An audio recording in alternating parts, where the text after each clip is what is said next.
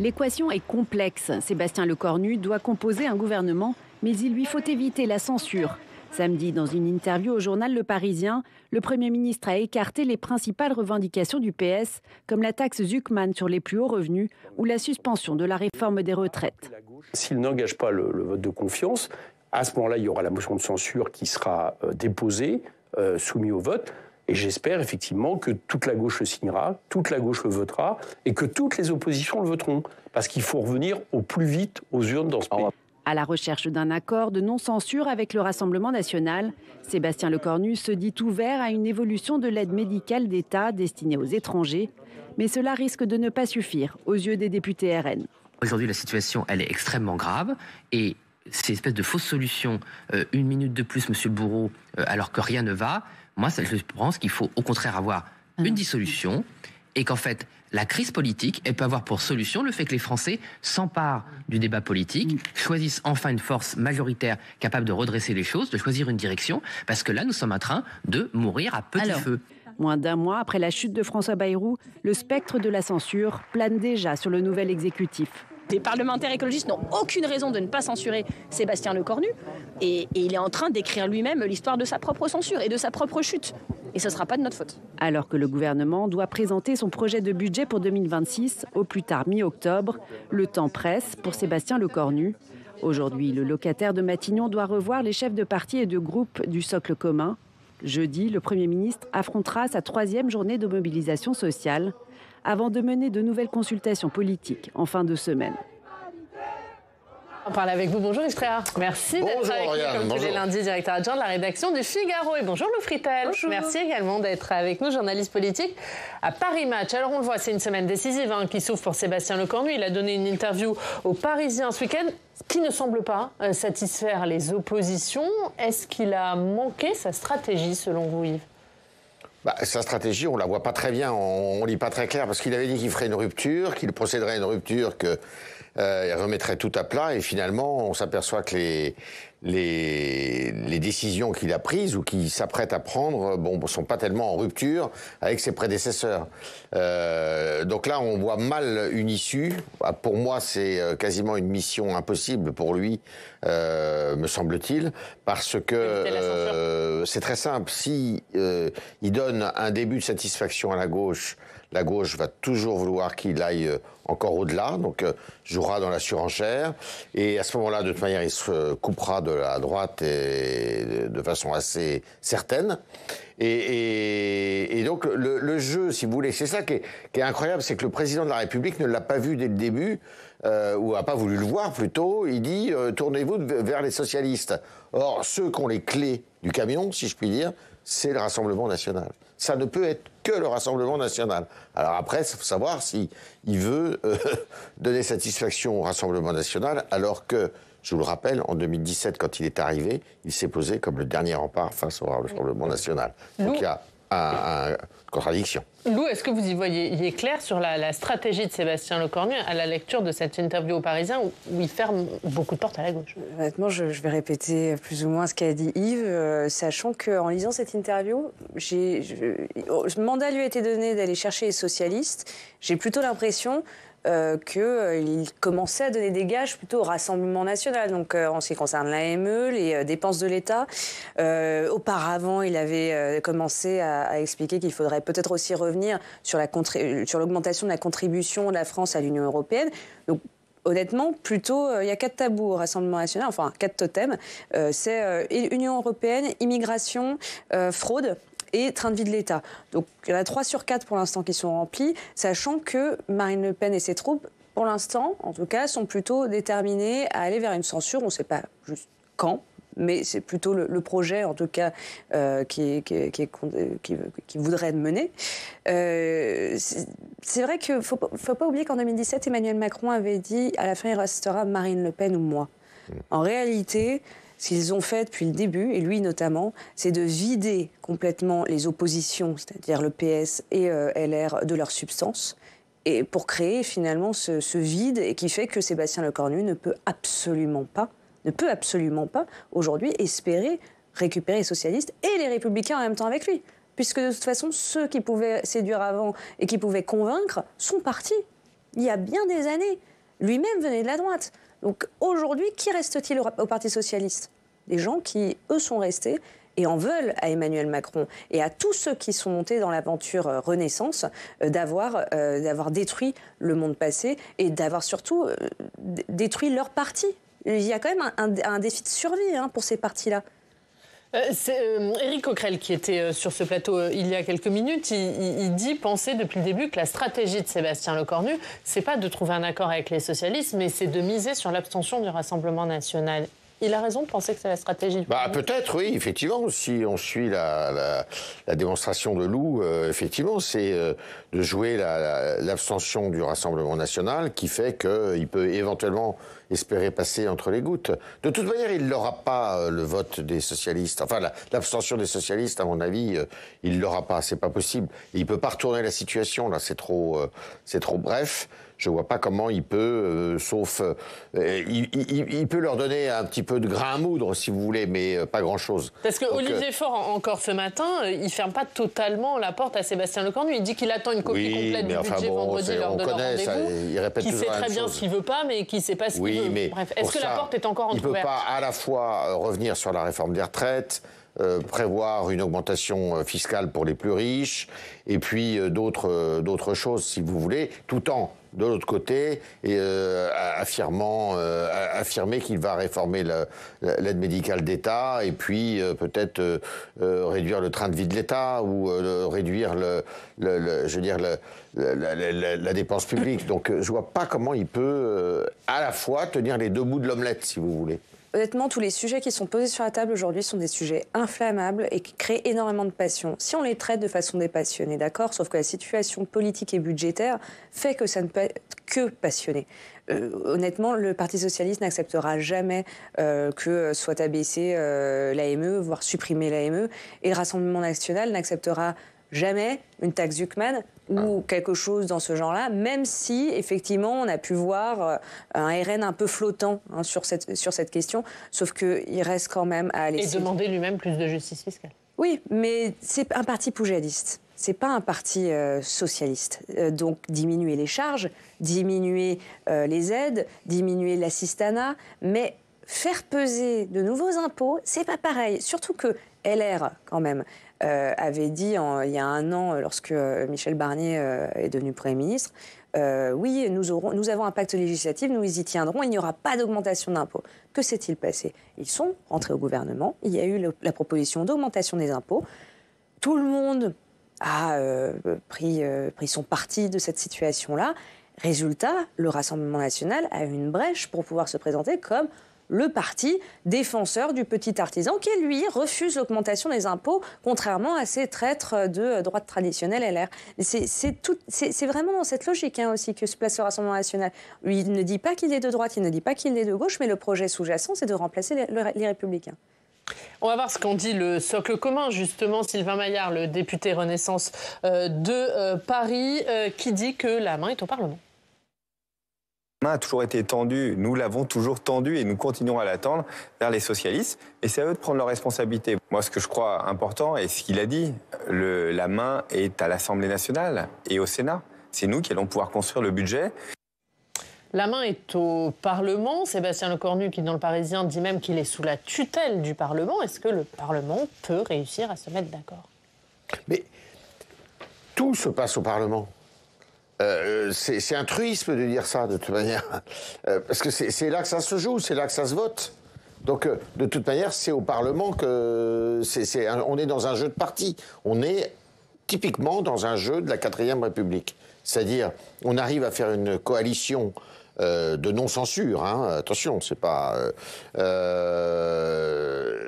ou pas. Et ça se fait où? Ça se fait... Alors, ça peut se faire dans le bureau du Premier ministre, mais ça se fait aussi au Parlement, puisque c'est là que... Aujourd'hui, on est dans une république parlementaire. C'est évident. On est dans un régime parlementaire. Ce qu'est, je vous le rappelle, la 5e République, contrairement à ce qu'on répète. La 5e République n'est pas un régime présidentiel, c'est un régime semi-présidentiel. Et quand le président de la République n'a pas de majorité, on revient à un système qui est tout à fait parlementaire. Et donc c'est là que ça se joue. C'est entre les partis qui sont représentés au Parlement. Donc il n'y a rien de neuf là-dessous. Et Sébastien Lecornu qui poursuit ses consultations politiques. Il y a un déjeuner aujourd'hui du Socle commun, une rencontre avec les présidents des assemblées, Gérard Larcher, Yael Braun-Pivet demain. Est-ce que déjà il est assuré de l'entier soutien du Socle commun ? On a vu quelques divisions ces derniers mois. Alors Sébastien Lecornu, quand même, c'est quelqu'un qui est apprécié. C'est quelqu'un qui est apprécié à droite, qui est apprécié au centre, par certains tenants de la gauche. Donc le personnage, en tout cas, peut leur sier. Mais il ne faut pas oublier que c'est le 4e Premier ministre en un an, qu'on s'approche de plus en plus. En fait, tout le monde est plus ou moins dans une stratégie. Enfin, c'est bon, on est en 2027. Voilà. On est en 2027. Donc il faut se distinguer. Vous avez vu comment Gabriel Attal a justement pris son envol il y a 10 jours à Arras. C'était vraiment. Enfin, ça montre qu'aujourd'hui, vous pouvez avoir tout à fait, pour des questions électorales, un retournement de situation. Mais y compris de son camp ? Il n'est pas coupé de son camp, mais il est faible. Effectivement, il l'a dit, c'est le Premier ministre le plus faible de la Ve République. Je pense que c'était aussi... Y compris au sein du Socle commun ? Oui, oui. Honnêtement, oui. Il représente qui, Sébastien Lecornu ? C'est pas un chef de parti, contrairement à François Bayrou. C'est pas un représentant de nouveaux alliés, contrairement à Michel Barnier. C'est le dernier fusible d'Emmanuel Macron, c'est son premier lieutenant. C'est peut-être l'un des plus fidèles, peut-être le dernier fidèle. Mais si on veut atteindre le président de la République, on voudra atteindre le Premier ministre. Ce sera suffisant. Oui, non, il est dans une situation qui me paraît très compliquée. On va voir ce qui va se passer, mais il a la pression, une pression très supérieure à ses prédécesseurs, parce que c'est la dernière station avant la falaise, effectivement. Je pense que je vois mal comment il va pouvoir survivre, si vous voulez, et même pouvoir constituer un gouvernement dans les prochains jours. Ça me paraît compliqué. Premier quinquennat d'Emmanuel Macron, c'était vraiment l'endormissement des oppositions. Aujourd'hui, depuis 2022 et surtout depuis 2024, il faut bien comprendre qu'on est dans l'éveil des oppositions. Ce sont les oppositions qui gouvernent. Et aujourd'hui, pour exister politiquement, il faut être en opposition. Donc effectivement, ce n'est pas très engageant. On va parler des suites de la condamnation de Nicolas Sarkozy, l'ancien chef de l'État qui a riposté hier. C'était à la une du journal du dimanche. Et le mandat de dépôt, l'exécution provisoire qui fait débat. On va écouter Dominique de Villepin. C'était hier sur notre antenne, ainsi que le président du tribunal de Paris ce matin sur France Inter, qui condamne les attaques envers les juges. Que l'on s'interroge sur la décision, c'est une chose. Que l'on remette en cause l'indépendance de la justice, que l'on critique la justice en tant qu'autorité judiciaire, cela me paraît, dans notre pays, inacceptable. Ce qui se passe dans notre pays aujourd'hui est grave. C'est une véritable dérive dans notre démocratie. Ce qui est une atteinte à l'état de droit, ce sont des menaces contre les juges. C'est inacceptable et ça devrait être un électrochoc dans notre pays. Qu'est-ce que vous en pensez, Yves ? On est dans une dérive de notre démocratie, comme le dit le président du tribunal de Paris ? Non, mais ce qui est sûr, c'est qu'on peut critiquer une décision de justice. Il faut arrêter avec cette espèce de tabou qui fait qu'on n'a pas le droit de critiquer une décision de justice. Quand une décision de justice est mauvaise, elle est mauvaise. Or, elle est mauvaise, cette décision de justice. Elle ne tient pas debout. Alors, c'est pas pour ça qu'il faut effectivement proférer des menaces contre les magistrats ou contre l'institution judiciaire. Ça ne veut rien dire, ça. Mais je suis désolé, cette décision de justice, et beaucoup de juristes vous le diront, beaucoup de professionnels des professions d'avocats, de magistrats vous le diront, c'est une décision qui est tout à fait étonnante, surprenante, et qui est tout à fait contestable. Un des points les plus contestables, c'est effectivement l'exécution provisoire, qui remet en question beaucoup de principes qui paraissent des principes fondamentaux de notre droit, mais c'est aussi sur le contenu de la décision, avec 3 des 4 chefs d'inculpation qui sont tombés, et on voit mal comment peut tenir une condamnation pareille avec un seul chef d'inculpation qui a du mal à être motivé et justifié. Donc on peut critiquer une décision de justice, que ce soit celle du président de la République ou pas, et qu'on arrête aussi de comparer ce qui est incomparable, c'est-à-dire comparer le délit éventuellement qu'a fait auquel s'est prêté le président de la République et des délits de droit commun qu'on connaît effectivement tous les jours. Et parce que vous savez, on dit, mais les petits malfrats, eux aussi ont droit à l'exécution provisoire. Certes, mais ce n'est pas du tout les mêmes faits qui leur sont reprochés. Lou Fritel. Est-ce que Nicolas Sarkozy, hier, dans sa riposte au JDD, il redit que c'est une extrême gravité pour l'état de droit? Est-ce qu'il a raison? Bon, sa riposte, elle était attendue, on connaît Nicolas Sarkozy. Disons que, par exemple, sur l'attaque des magistrats, aujourd'hui, ce qu'il faut bien avoir en tête, c'est qu'on est dans... tout est ultra médiatisé. Sur les réseaux sociaux, à la télévision, dans la presse, etc. Donc, quand on prend une telle décision, il faut être extrêmement bordé et surtout pas donner le bâton pour se faire battre. En l'occurrence, dans le cas de Nicolas Sarkozy, le mandat de dépôt, on a pu me dire, comme on a dû vous le dire aussi, moi je ne l'aurais pas mis.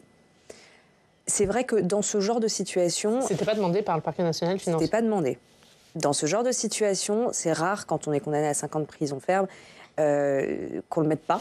Mais en l'occurrence, il s'agit de l'ancien chef de l'État. Donc, effectivement, il pouvait y avoir une certaine abstention de ce point de vue. Surtout que si c'est pour que Nicolas Sarkozy fasse effectivement sa peine, il faut bien voir, on le voit avec Marine Le Pen aujourd'hui, qu'un appel arrive relativement vite. Les procédures avant la première instance sont longues, mais après, ça s'enchaîne plutôt bien. Donc, il aurait pu être de bon ton d'attendre que le 2e degré de juridiction passe, voire qu'on aille en cassation pour voir s'il y avait une condamnation définitive ou non. Comme dans le cas, finalement, de Marine Le Pen aussi. Pourquoi ? Parce qu'aujourd'hui, effectivement, depuis 2017, depuis l'affaire Fillon, il y a l'impression, notamment chez les électeurs de droite, que la justice est politisée et que les magistrats veulent empêcher les futurs potentiels dirigeants de droite d'être élus. Donc il y a vraiment cette impression d'être empêché par une sorte de justice suprême. Alors honnêtement, c'est une minorité. Le syndicat de la magistrature est minoritaire. Peut-être qu'on aurait dû le dissoudre après l'histoire du mur des cons, on aurait cessé de jeter l'opprobre. Il n'empêche que cette impression fait que les juges qui ont jugé Marine Le Pen et Nicolas Sarkozy n'auraient pas dû donner le bâton pour se faire battre et donner de tels arguments à ceux qui déjà ont un a priori sur eux. Et surtout, demain, on est quand même dans une démocratie un peu malade.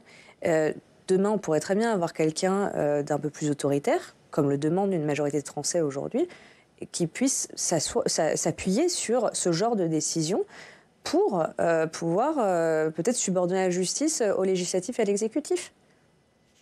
Mais la magistrate, elle n'est pas du syndicat de la magistrature. Le syndicat de la magistrature, il s'est Non, je dis qu'on jette le l'opprobre aujourd'hui, notamment à cause de cette histoire qui commence à dater. Mais effectivement, on aurait dû vraiment dissoudre le syndicat de la magistrature. Alors moi, j'étais sur le mur des cons, c'était ma légion d'honneur. Comme le père d'une victime de Michel Fournier. Oui. Et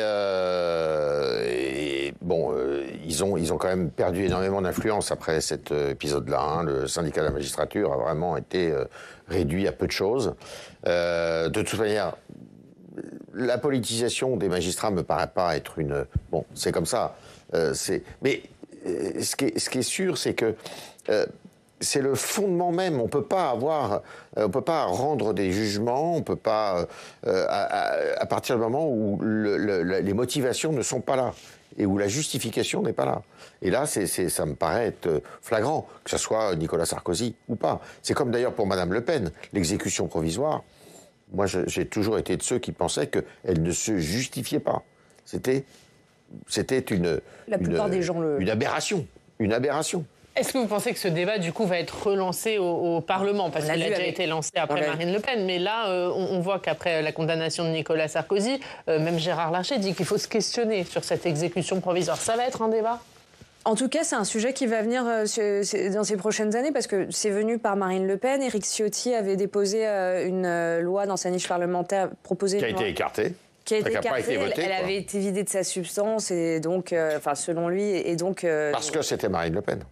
Effectivement. Et le fait est que si demain vous supprimez l'exécution provisoire, c'est rétroactif. Donc si demain, imaginons dans un mois, il devait y avoir un vote en ce sens à l'Assemblée, Marine Le Pen n'aurait plus son exécution provisoire. Voilà. Le fait qu'aujourd'hui, cet intérêt aille jusque vers Gérard Larcher et même aussi au centre, et même la question aussi de l'inéligibilité est de plus en plus posée par des responsables politiques, fait que je pense franchement que dans les années à venir, peut-être même dans les programmes politiques, nous allons avoir effectivement à nouveau ce sujet sur la table.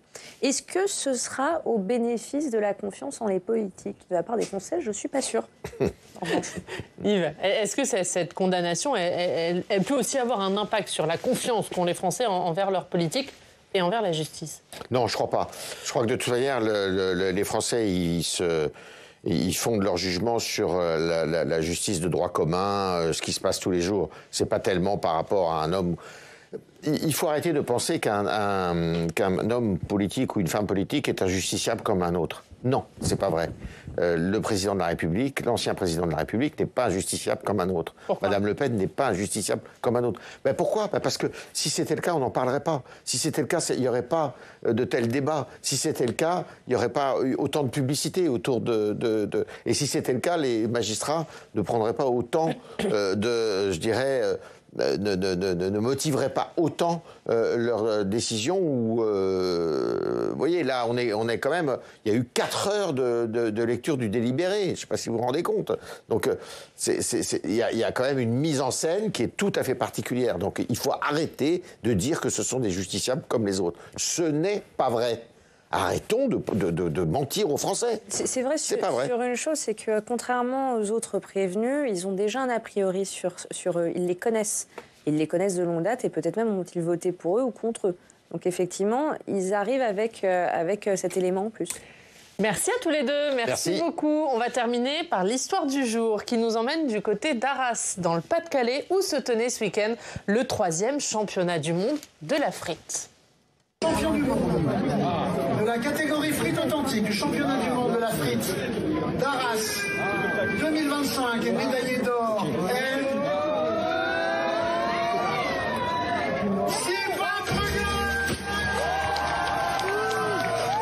Voilà, vous le voyez, grosse ambiance à Arras et c'est donc un Néerlandais qui l'a emporté dans la catégorie frites créatives. Alors, je vous livre sa technique pour faire la meilleure frite, si vous voulez vous en inspirer. Ça consiste à blanchir les frites à l'eau avec du romarin avant de les plonger dans 2 bains d'huile végétale. Ça prend un peu de temps, mais visiblement ça paye. Il a été le meilleur des 33 candidats. D'autres prix ont été remis, comme la frite familiale ou la sauce frite, remportée par des candidats du Nord et du Grand Est. Et ce championnat du monde, vous avez vu l'ambiance, hein, c'était sympa. Ça s'est terminé par une grande soirée de musique animée par... DJ Patate Douce. Eh ben, ça ne s'invente pas. Bravo. Merci beaucoup. Merci à tous les deux d'avoir été avec nous. Merci à tous de nous avoir suivis. On se retrouve demain. Très bonne journée sur Public Sénat.